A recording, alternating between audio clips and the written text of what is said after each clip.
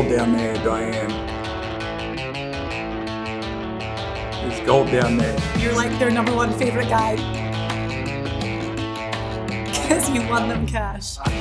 Hello and welcome to the tour report from Secret Golf. It's another big one this week, the second major of 2022, and it's off to Southern Hills in Tulsa, Oklahoma for the PGA Championship. Elk, this is, well, our favourite major to talk about because in 1995 you won the PGA Championship, and I have so much to talk to you about with that because I've heard great stories from you over the years, but I actually went back this morning and watched it on YouTube, and I saw your highlights of playing 17, 18 and then the playoff hole. And first of all, I was nervous, even though I knew what happened. Secondly, and I can talk about it now, it could be my pregnancy hormones, but I was so emotional.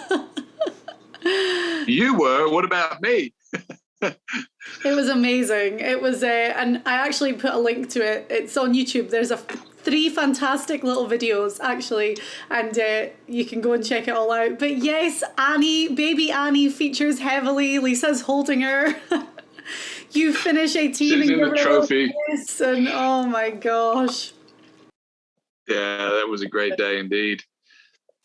The course was a little easier than the one they're going to see this week, Diane. Southern Hills is going to be so tough this week. And why is that? Well, it's a very interesting venue. It's had, I think you told me, maybe 8 major championships. This will be the 5th PGA that they've hosted here. All the scores have always been squashed up, Diane. Hardly anybody under par. I think Nick Price in 94, who just blitzed the field, was double digits under par, but already the word coming out of Southern Hills is going to be very difficult. Mm-hmm. Gil Hans came back and, reworked this Perry Maxwell design. They took out a lot of trees. They opened up all those little creeks that you see behind you. Wonderful piece of property. Sits way up on a hill, Diane, and then goes right down into the valley. And Perry Maxwell, the original designer, did a good job of going down the hill, across the hill, back up the hill. All day you're just working against the terrain on this golf course. And of course, it wouldn't be anything without that 30 or 40 mile an hour Oklahoma breeze blowing, which it will the first 2 days. Yeah, well, that's going to be a huge factor. And we're going to get into talking about the course and what the guys can expect from Southern Hills this year. But let's go back and talk about course history. And the last time we saw this in a major was in 2007 for the PGA Championship. And that was won by the one and only Tiger Woods, who's in the field this week. And we're going to move on and talk about him a little bit later on. But as you say, because of the kind of renovation and the restoration of the course in 2018, 2019 from Gil Hans, it has changed a lot since we saw it in 2007. And, as you say, there have been PGA Championships that it hosted and 3 US Opens as well. But, Tiger Woods winning in 2007, he was 8 under when he won. And I saw this incredible stat that all the guys that have played it for these majors, only 3% have finished under par. I know. And I listened to Gil Hans's interview, a bunch of podcasts that he's did on the redo here. And one of the interesting things that he said about this course was they went back in and they were able to sort of cut into the bunkers a little bit and find out where all that sand had piled up. And they've sort of got the greens back to their original shape, but they're very small. He said the square footage of these is very small. And the other thing that they're doing this week is they've got no rough around the green. And there's some long holes at Southern Hills. And what that's going to do, and Gil Hans, I'll quote him by saying that regularly in a major, like a big tournament, like a US Open or a PGA, Diane, if you miss the green just off to one side, you might go 1 or 2 feet before you're in some high rough and you can just chip on the green. Mm-hmm. This week, the ball's going to go way down the hill away from these greens because they're all perched up. So now these players, Diane, are standing in the fairway and they realize if they miss the green on the short side or even short or long, the ball's going to scamper away. And what does that mean? That means that over 4 days, the guys that are hitting the ball the best can hit the greens in regulation. I think this tournament, Diane, will be easier to handicap probably than any tournament we've handicapped all season, just because there's so many people are going to be out of this tournament right from the start. This is going to be a battle. It could be over par. Mm-hmm. Yeah, well, when Nick Price won here in 1994, as you say, he won by a huge margin, 6 strokes over Corey Pavin. And I watched a great interview, and it always makes me think of you because you won the PGA the following year in 95 at Riviera. And it's something that you always said to me that, you know, once you've won a major, you'll never be forgotten. Like, your place is stamped in history. And Nick Price won 3. And in this interview, he had said that he would trade 20 of his regular PGA Tour victories to win one more major. That's how much it means. And you know, the PGA Championship, like you, it means so much to him. Yeah, and you know, of course, the only major I've won is the PGA, but it was very important to me because I was kind of raised by PGA pros. You know, my mentor and coach growing up, Alex Mercer, was the pro at Royal Sydney Golf Club. When I came to America, basically raised and surrogate father from Jackie Burke. He's the pro over here at Champions Golf Club. So I've been around club pros my whole life. But getting back to this course, Diane, it's going to be a handful. This golf course is tough. It's got some long, very hard holes, only 2 par 5s. They should play downwind the first 2 days, but we're going to see a change in the weather, at least for now. And we may get a north wind blowing in on the weekend. We're going to have no surprises this week. There's going to be 0 surprises when we get to Saturday. There's all the best players that can hit the ball the best, can think the best, can handle the stress, and just calm down and know there's going to be missed greens, missed opportunities, bogeys are going to be around, can hang in there. Who can play this golf course for 72 holes is the key to handicapping it this week. Well, throughout the week, we're going to be hearing from some of our secret golf contributors who are playing this week. We have a whole load of them that are in the field. And after they play their practice rounds, they're going to get in touch with us and tell us how it's playing. But what do we know so far? I mean, you talk about those 2 par 5s. They're long. They're both over 630 yards. So they are beasts. And I saw that Jordan Spieth had played the course a couple of weeks ago, went up with Justin Thomas, and they played around together. We're going to talk about both of them a little bit later, but Jordan made some great points. He said it's going to play really firm and fast, that it's maybe going to be the highest scoring PGA Championship that we've ever seen. And something that I think was music to his ears. He said he really liked playing it, but he said that, you know, you talked about those kind of runoff areas around the greens. They require a lot of delicate little chip shots and to really get creative around the greens, which is definitely a strength of his game. But it was a quote from Patrick Reed who said, "There's no breather holes." I mean, you're just getting beat hole after hole after hole here. Yeah, and the question will become, Diane, as the week unfolds, will it be, can a player like a Jordan Spieth, who was my pick last week, who I said was a big opportunist when he's playing well, first at Hilton Head, second last week, can he continue to get up and down, or will it be a guy that continually hits the greens like say a John Rahm, or someone that's a really prolific green hitter that will sort of prevail? I remember in '94 when Nick Price won this tournament. I remember how good he was playing when he came into this event, and I'll never forget watching him play. He was just literally head and shoulders above everyone else, and it showed by winning by 6 shots. But the 8th hole is a par 3, about 230 or 40 yards, and I was watching the highlights one night. And then they showed Nick's shot on Thursday, Friday, Saturday, all with like a 5-wood or a 3-wood, all within about 8 or 9 feet from the hole. And I'm thinking, I can't even hit the green on this hole. And he's just making this smooth swing and knocking it up there 10 feet from the hole. I could not believe how good he was hitting the ball when he won in '94 at Southern Hills. And I start to think about handicapping this event this week. And I look at the board and I'm looking at all these players. There's some great players that are playing very well. Mm-hmm. I've sort of scratched off the people that aren't playing their best golf right now, and I've probably still got a dozen that are really in form. Yeah, that I'm looking at. Well, when Gil Hans did the course restoration, he said that he really wanted to bring out those contours in the fairways, the kind of natural contours. So we have those in the fairways, you know, those deep bunkers that are positioned at the dog legs. So they're going to cause trouble, you know, by removing some trees, I guess, you know, widening the fairway slightly. But you've said it a few times now, and it is going to be an ongoing theme this week. Hitting the green is hard. You know, really, they're smaller than average greens, undulated with those long runoff areas. How hard is it going to be for the guys, you know, not knowing that you have rough that's going to stop the ball if you come off? Well, it's going to be a decision. I mean, how precise are you playing? If we start seeing guys that are hitting the ball close to the flag, we're going to know immediately they're the ones that are swinging the best.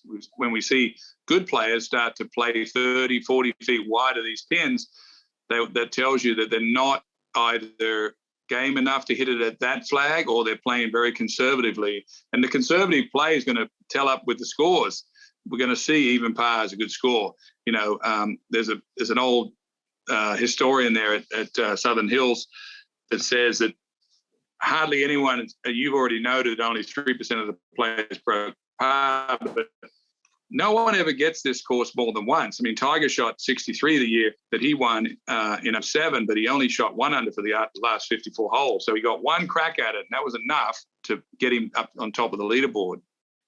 Going back to those 2 par 5s that we talked about just a minute ago, I've been on the green on 13, no problem, Diane. It's a par 5 with the water in front, but all the players will be able to reach number 13.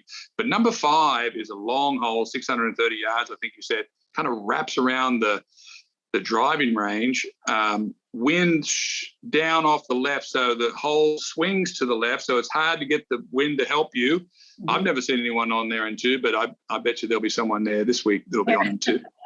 And then there's 3 of the par 3s are going to play over 200 yards. But I think the hole that really stands out is the 18th hole. And Hans called it a killer finish. It's the quintessential finishing hole. And well, I mean, you've played it, you can really talk about it and describe it in detail, but I thought this was great. In the 7 men's major championships that have been held here, only 2 people have made par. Everyone else has made worse on the 18th, and it was Tommy Bolt at the 58 US Open and Tiger Woods in 2007 for the PGA Championship. So that just shows that, you know, you're coming down the stretch with a 1-stroke lead on Sunday. That really doesn't mean much. Yeah, and everybody has to play 18 the same way. It's sort of you run out of room into a little creek and 2 bunkers that sit at the end of the fairway, and then it dog legs up a hill. You can't see the surface of the green. The whole world is sitting up there. It's beautiful amphitheater above, kind of like Riviera where I won. Big, huge backdrop behind us. It's going to be a great finishing hole. But long hole, you've got to hit a great long straight tee shot. The further you go left off the tee, your longer second shot, no good. If you miss it to the right, you're in the creek, in the trees, can't do anything. So you've got to hit a great drive, and then you've got to play up a hill from probably 200 plus to get it up onto the surface. And then the green slopes, doesn't it? It's got a really slopey green from is it from back to front it slopes? Back to front. You know, we talked a bit ago about how this, and I'm going to draw it for you later, but the whole property, the clubhouse sits on top, and the land just sweeps down. So everything's tilted, and the designer put a couple of holes across the hill. So there's a lot of slope in the greens. I think the more I look at this, Diane, I just don't think a chipper and putter is going to win this tournament. I think it's going to be a striker. I mean, we saw it with Tiger Woods, we saw it with Nick Price. Both of them, you know, played better than everyone else from tee to green and just managed the ball on the green. But you never know.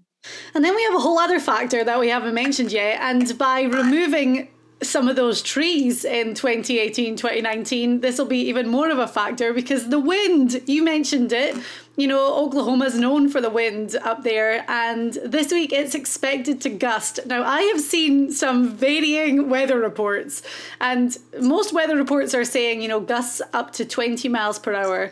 Thursday, Friday, Saturday, and then calming down a little bit on the Sunday. But somebody put on Twitter that the gusts could get up to 40 miles per hour. I was like, are you kidding me? So a few varying reports, but I think it's safe to say that the wind is going to be a factor this week. It always is. I mean, Oklahoma is just, you know, it's like playing in Kansas or in Oklahoma. It's just a very open prairie of an area, and the wind just blows. It just does, and you better be used to it. We've got some Oklahoma State Cowboys that are Victor Hovland's going to be there. He's up high on our board this week. Did he have all the experience for playing in Oklahoma at college? Ricky Fowler's in the field. There's a bunch of guys. I think one of your picks this week is sitting down the board a little bit that could be an Oklahoma State guy too. You know, I was looking at the field and this is such a terrible thing to say, but I was like, how did Ricky Fowler get in? And I couldn't work it out, but he finished top 10 at the PGA Championship last year, and I don't think he's had a top 10 since. And I think in the year before the PGA last year, he hadn't had a top 10. So he played well when it mattered, and it got him into the field for this week. And then we've had a lot of guys WDing, which was great for my brother, Russell Knox, who started the week, I think, at like 6th or 7th alternate. And then when Paul Casey withdrew on Sunday morning, he got in. So we have like a family group text, and whenever anyone would withdraw, we were like, he's moved up one more. So there has been a few, and at this time, Bryson DeChambeau still in the field. You know, we talk about the fact that he had surgery on his hand not long ago. He put a video on social media of him swinging driver, hitting it a mile. But again, we just don't know if he's going to be able to play this week or not. Well, there's not many 7th alternates that get into the field that are number 1 on the PGA Tour in greens and regulation. So Russell Knox should be feeling pretty good about getting a spot this week, because it's going to play right up his alley. You know, I think I saw him on the re-rank. Where is he re-ranked in comparison to all the players in the field this week? He is, well, he's in the D category this week on our app on the SG Tour. Yeah. And yeah, I mean, he's jumped up. He's 64th in our re-ranking this week. So the seventh alternate is ranked inside of the cut line with his skills that he got in.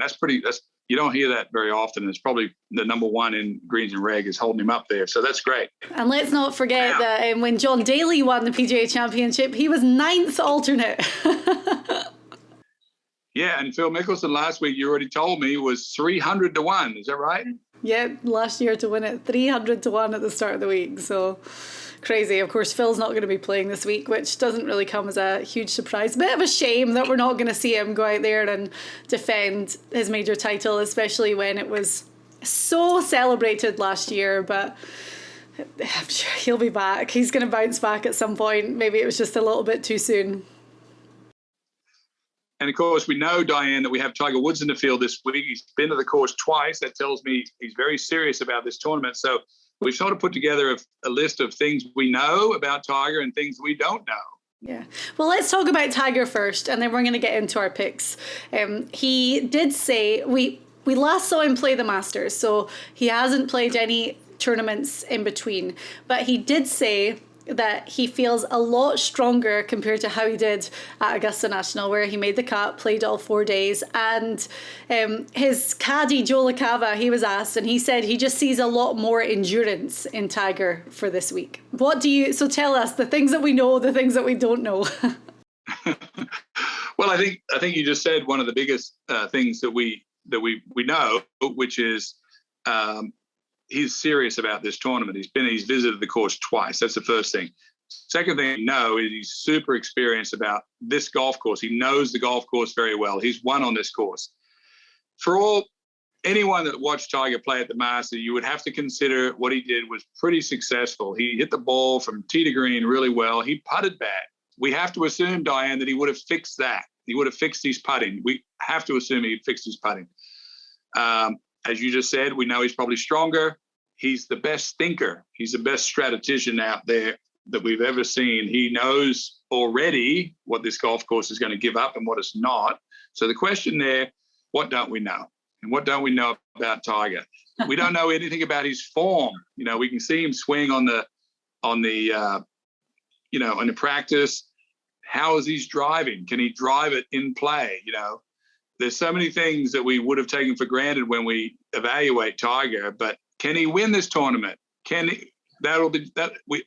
think we have to put to bed that he's going to make the 72 holes on the leg, because he did it at Augusta, and this is a much easier walk. So we got that. That's in the book. Yeah. He's probably going to putt better than he did at Augusta. He knows what to expect out of himself now for 72 holes. He knows this golf course. He's won here.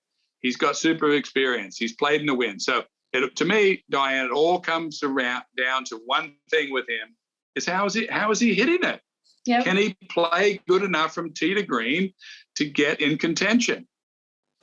And by all accounts, we saw him hitting it great in these practice rounds that we've seen, but also at the Masters, as you say, the ball striking wasn't the issue. He was swinging great. It's for once the putter let him down on a course where, he knows those greens better than anyone else. So you're right. Do you really think Tiger was going to come away from that and not work meticulously on his putting?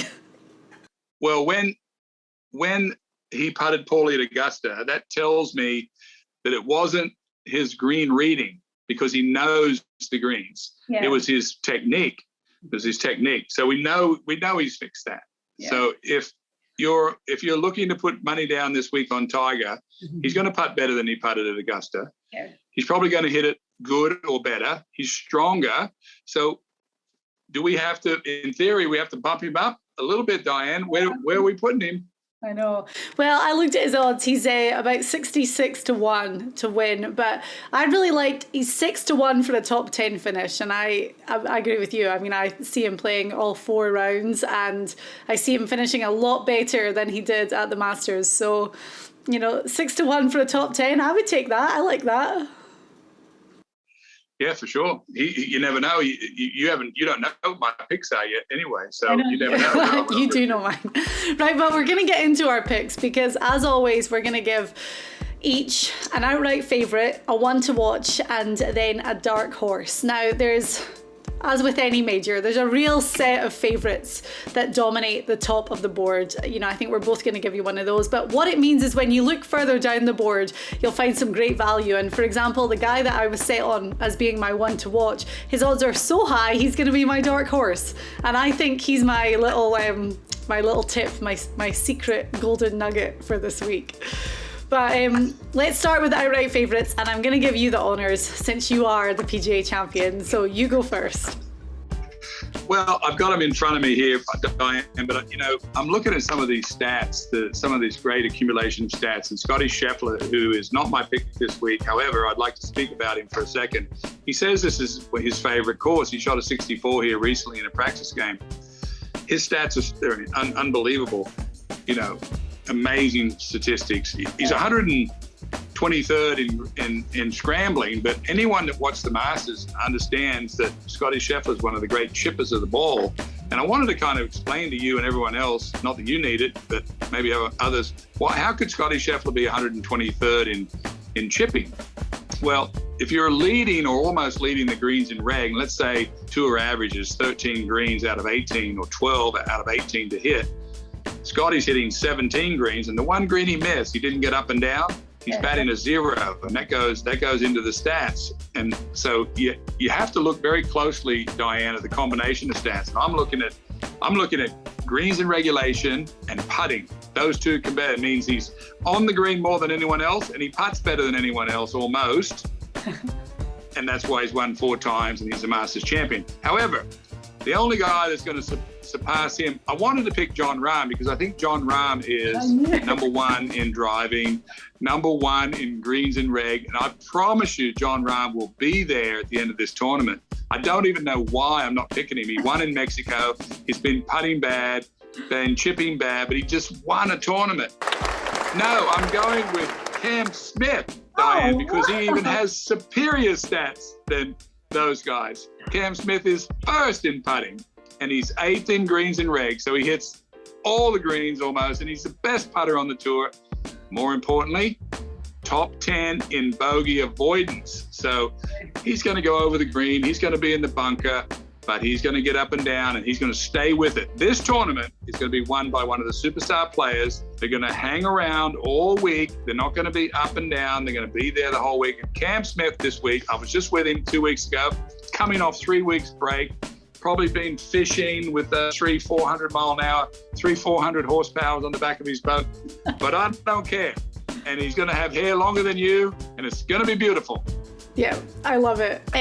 Cam Smith is 22-1. Let me look at some of these other odds that of guys you just mentioned. Scotty Scheffler is 11-1. John Ram is 12-1. So, these guys really up the top. Justin Thomas 16-1. Morikawa is 18-1. So, I love it. Cam Smith, I had a feeling you were going to go with Justin Thomas, who when we did our re-ranking this week, he came out number 1.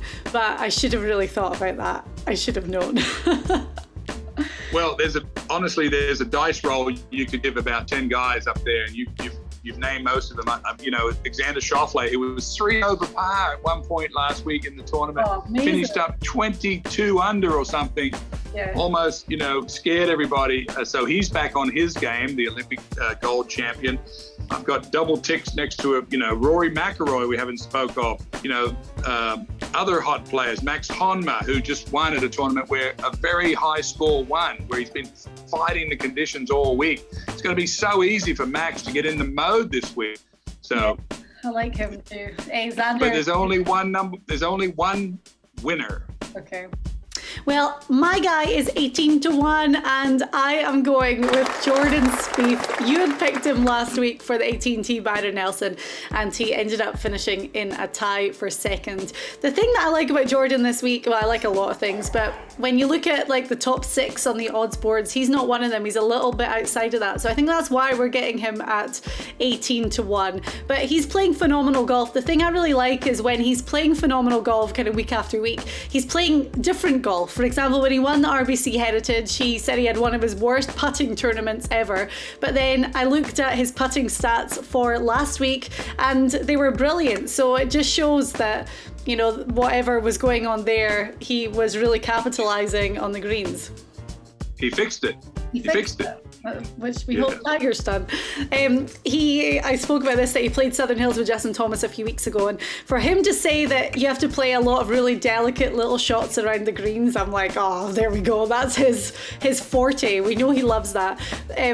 So can he hit the greens? And if he doesn't hit the greens, will he know what to do? Well, he will. He's Jordan Spieth. And I just think that he hasn't won the PGA Championship before. It's the one major that he's missing. He's had a runner-up finish here, but after not winning, being the Dallas hometown favourite last week, he looked happy. That's one thing when I was watching the coverage on Sunday. He was smiling from ear to ear and he really had the crowd behind him, but he looked so happy out there and he was playing great. So I am going with Jordan Spieth to take home the Wanamaker this week. And there'll be a lot of talk about him closing out the Grand Slam, of course. As you said there, he's only missing the PGA. He played well last week under a lot of pressure. Of course, I picked him. I said he was an opportunist. Jordan, when he gets going, he's almost impossible to beat. I'd hate to play the guy. Imagine playing against Jordan Spieth in match play. You miss a green and chip it in, or miss a green and chip it up and make a 10-footer. Incredible player. Sponsored by AT&T, playing in his own backyard. Still performed. I could never do that. I always felt too much pressure and I just couldn't do anything in my backyard. But not Jordan Spieth. He's an incredible player. Okay. I like it, Diane. It's a great pick. He could complete the slam this week. It would be so great to see him enter the history books at Southern Hills. Right, next up, moving on to our ones to watch, and these are guys, higher odds, kind of middle of the board. I'm making a game time decision here, and the more I think about it, the more that I'm like, these two guys are pretty similar players in a lot of ways. Do you want me to go first? Yep. Okay, well, my first guy is Corey Connors, and I said to you that one of the reasons I didn't want to pick him is it just felt a little bit predictable, but then, we talk about the fact that it's a major, so we have to go with guys that are solid ball strikers, and that is Connor's thing. He's got a great major record, 3 top 10s at the Masters, top 15 at the Open Championship last year, T17 at last year's PGA, but he's a fantastic ball striker. And you've already said that you think that's what's going to win it this week. We just need that hot putter. And I think that his length and also the fact that he does play well in these windier conditions are going to hold him in good stead this week. So I like Corey Connors at 66-1. And then the other guy, and I know that you're going to be like, I don't know about this, but Cameron Young. is 80-1. And I know he's a rookie, missed the cut at the Masters, he missed the cut at the Players, but he's had 4 top 3s this year. 3 of them are runner-up finishes, and 1 came at the Wells Fargo Championship just a few weeks ago. And TBC Potomac was a tough course. He had a runner-up finish at Riviera, which is a tough course, and I think that's the thing about Cameron Young too. Hits the ball a mile, great ball striker, but it's just the putter that needs to get hot. So I like him too at 80-1. I thought that Cameron Young and Cody Connors, I couldn't decide between the two of them, so I'm just going to give you both. I think Cameron Young is the best looking new young player I've seen in probably 5 or 6 years on tour. So easily, he was disgusted with himself at the Wells Fargo in finishing second because he was putting poorly coming down the stretch. Absolutely disgusted in himself. He hit it, close on 16, missed it. Close on 17, missed it. Hit a good shot up on 18, didn't hit a very good putt. And he just walked off totally disgusted with himself, head down, shaking his head, just finished second. He hits the ball so well. Cameron Young, he'll get that straightened out. It's a great pick. Well, I didn't know you were going to pick 2, so I'm going to pick 2. Okay, good. Well, this player is another one of these experts at bogey avoidance, and I don't normally pick guys that come across the pond because I think it's going to be too hot in Oklahoma or they wouldn't be able to handle the heat. This kid just finished. I say he's a kid. He is to me. I think he finished second also at the Wells Fargo. Number 3 in scrambling, but hits the ball so good. This guy, I watch this guy all the time, and I've never picked him for anything. But Matthew Fitzpatrick continues to impress me all the time. Straight hitter, very aggressive, goes for the flag all the time. The only thing I don't like about him, Diane, is he putts with a pin in on every putt. He never takes it out at all, and that really bothers me, but that's okay.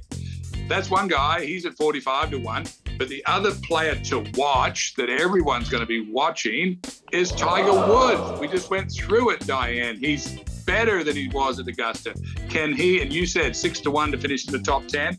Who is going to bet against Tiger Woods after he's made the cut and he's sitting about 20th on the board, knowing this golf course like he does, and he's stronger and better and he's fixed his putting. I love it, and we would all love nothing more than to see Tiger go out there and play great. So our dark horses have to be over 100-1. I'll let you go first because I was saying my dark horse, he was going to be my one to watch, and I couldn't believe the odds. So I'm saving him until the end. Yes, so I'm starting to think about this week, and I know what this is going to happen this week. It's going to be so difficult. Players are going to get over par, and it's going to be hard to fight back, and it's going to take a lot out of them early in the week with the wind and the heat and so on and so forth. My wife reminded me today that she'd never been more hotter following a golf tournament than it was at Southern Hills in 1994. I don't think it's going to be that hot because the wind's going to be blowing. But these 2 players, I've got 2 of them, Diane. One's 175-1 and one is 200-1. Both of these guys, I think, have the ability to have good enough attitudes to hang in there, hang around and see what happens. And I'm talking about Joel Damon at 175-1. The reason I'm picking him is he's about 12th in greens and reg. And the other one is Luke List, very strong hitter of the ball, amazing length off the tee, same thing, 200-1. He's also ranked 12th in greens and reg. So those 2 guys, I've got to hang my hat this week on guys that can really play from tee to green. Okay, and Joel Damon just got in as an alternate as well, so he's going to be filled with fire. Right, my guy is from Oklahoma. He was born here. He went to Oklahoma State. So he's going to go back and he's going to love having the fans on the course. So that's going to be huge for him. Then he's had a phenomenal year in that he had his first win on the PGA Tour, but he's also had 3 top 10 finishes, 2 T11s. He finished T14 at the Masters not long ago, but he's really cementing himself as someone who's going to contend a lot, and he's going to be around for a long time. Taylor Gooch is 150-1. So I was completely shocked by that, and I am jumping on him as my dark horse this week. Yeah, I love that pick. I mean, there's other Oklahoma State guys. We didn't mention Victor Hovland. He'll be a crowd favorite this week. Ricky Fowler's in the field, as you already noted. I think I saw one more. Did I? or was it Taylor Gooch, or was that it? I think those are the three. And then, we've talked about the fact that you have to really narrow the field down. A lot of the field, 20 of the field are made up of PGA club professionals who got in, and okay, we're not going to be putting money on any of them to go out and win, but they have some great stories. The PGA of America, of course, represents the 14,000 clubs that are in America. These club pros have their own tournament, the US Club Pro Championship, and the top 20 from that event get to play in this one. And what a celebration to them and their families, and representing all those 14,000 club pros that it will be for them. Maybe, just maybe, we'll get one of them to sneak through, Diane, and play good and see his name come up on the leaderboard. That'd be great. Well, there's one story that I loved, and I'm going to be looking out for Michael Block. His son caddied for him during the PGA Professional Championships, and he has on his golf balls, printed on his balls, "Why not?" So I thought, that's great. He's going out there like, hey, listen, this is an amazing opportunity I've been given. Like, let's just enjoy it and make the most of it. And why not, So Michael Block, he's got my vote this week. The toughest thing that I felt for the club pros when we went to these tournaments, Diane, is they come to this event and there's a lot of pressure. Yes, of course it is. It's a major championship and they're not used to that pressure. But they have to play the hardest course that we're going to play all year, and this one's going to be the hardest one all year. So it's going to be very difficult for them, but I hope they can maneuver their way around here, no problem. I know, me too. I tell you, someone that we haven't mentioned that I just want to throw in at the last minute, because he is Mr. PGA Championship and that he's won 2 of them, finished runner-up last year behind Phil Mickelson, but Brooks Koepka, we haven't really mentioned him. He withdrew last week from the AT&T Byron Nelson. Never really said why, but this is so creepy, but I follow his personal chef on Instagram, and they went straight to Tulsa. So she's been in Tulsa ever since he withdrew, talking about like finding all this food and whatever. So they obviously went straight there, and hopefully, whatever the issue was, he's been getting help with that, and he's been working on his game. But Koepka kind of finds a new gear when it comes to majors, and the PGA is just one that he loves. Yeah, you're talking of Koepka. I agree with you. We haven't spoke of him for a reason, and he hasn't been in the forefront of our minds of good form. We haven't talked about Colin Morikawa today. We haven't talked about Dustin Johnson today. Yeah.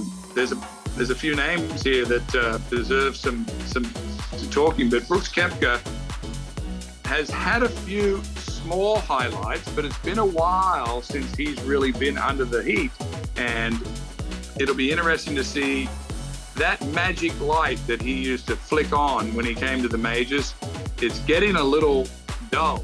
In other words, it's been a few majors now. It's been a couple of years without that light flickering. So, look, he's a tremendous talent. He'll be at Tulsa, as you've said. He knows what this golf course is going to give him. It's all about Brooks, whether he's got the attitude right and whether he can prepare well enough to hit the shots. This is an execution course right here. We talk it when the players go to Augusta. Many more players are in the game. Bernard Langer has good record. He beat Bryson DeChambeau there 2 years ago because they can get around that course. It's not that way this week. This is a very difficult test this week and brutal if you miss the green. Okay, well, the whole time we've been recording this, my eyes have just been like blinded by this shiny Wanamaker trophy over your shoulder. You have to give us a close-up. We've got to see it close up. It is the most impressive trophy in golf, isn't it? Like, it's huge. It takes the most drinks. I know that, like 37 takes. So. It's a good one to win. So, wow. I'm gonna maybe today or a little tomorrow, I'm going to go down and find the 4 champions from the Tulsa, from Southern Hills, and maybe tell a little story about how they won each one of them, And I may even walk through my house. This was a department store in like Chicago. There's a little bunch of grapes there at the top, Diane. So this trophy's had plenty of action with the lid off. Can't get the lid off. Well, if there's grapes on the top, it seems like it was meant for some sort of alcohol. Yeah, no, it's a great trophy, you're right. And there is no better feeling than holding it on the 72nd green of wherever you are. So. Oh, as I watched earlier And and cried my eyes out. you must be emotional with the baby, but I know. I You know, cried. There's one thing that made me laugh. I know, I loved it. There were two things. When you finished the 18th in regulation and you came off, you were tied. You and Monty were both on 17 under there. And you went over and hugged and kissed Lisa. And then you lifted up Annie's little hat and you kissed her on the cheek. I was like, oh my gosh, bawling. And then there was another thing that made me laugh because your caddy at the time, Dave Rennick, he was Scottish. And as you were hitting your approach to the green on 18, he said to you, hit it, in the most Scottish accent ever. I'm like, oh, that was so good.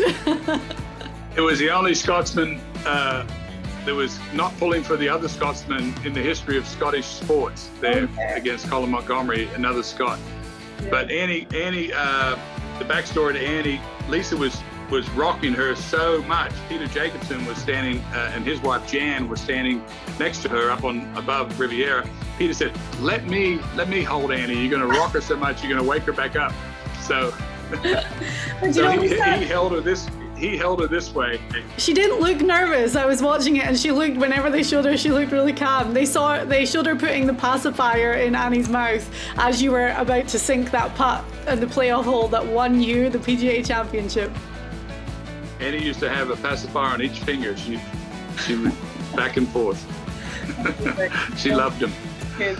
Right, well, as you say, we're going to record a little bit more later in the week. We'll talk about the Wanamaker and all the PGA Championship victories that we've seen at Southern Hills. But wow, this has got all the makings for a really exciting PGA Championship. As Jordan Spieth said, he's predicting it to be one of the highest scoring that we've ever seen, and we can't wait. The SG Tour Golf Gaming app, the place for you to compete and win cash on PGA Tour events. The SG Tour is a golf experience like no other, with games designed by golf professionals. You can play single-day games and tournament-long contests each week. It's easy to get involved. Join or create a game for you and your buddies. Pick 4 players and follow along with the action. And if you need some help with your picks, we've got you covered with our weekly handicapping show, The Tour Report, and exclusive content with our PGA Tour players. Join the fun and win money on the SG Tour, available in the App Store.